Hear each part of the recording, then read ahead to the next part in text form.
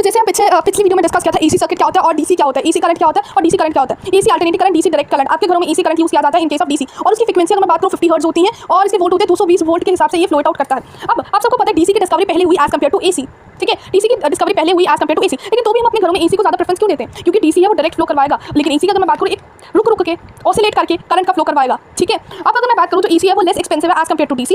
AC can transmit across the long distance, AC long distance में travel out किया जा सकता है कम्पेयर टू डीसी। अगर मैं बात करूँ the power loss during transmission in AC is less compare to DC. अब जो पावर का लॉस है ना वो ज़्यादा होता था डीसी में एज कम्पेयर टू एसी। अब इलेक्ट्रिक सर्किट के बारे में डिस्कस कर लेते हैं। सबसे पहले हमारे पास वायर आती है, हमारे पास रेड अर्थ वायर होते हैं, लाइव वायर होते हैं, न्यूट्रल वायर होती है। आपने पहले डिस्कस किया था जैसे न्यूट्रल वायर का कलर रेड होता है, सॉरी लाइव कलर का रेड होता है, अर्थ वाली वायर का ग्रीन होता है, और ये सब वगैरह कलर होते हैं। लेकिन अब प्रेजेंस में अगर मैं बात करूँ लाइव वाले का ब्राउन होता है, अर्थ वायर की अगर मैं बात करूँ ग्रीन है येलो होता है, और न्यूट्रल के बारे में बात करूँ उसका ब्लू कलर से रिप्रेजेंट किया जाता है। अब लाइटनिंग की अगर मैं बात करूँ 15 एम्पीयर ऑफ सर्किट मूव करता है, और अर्थिंग की बात करूँ लिंक है।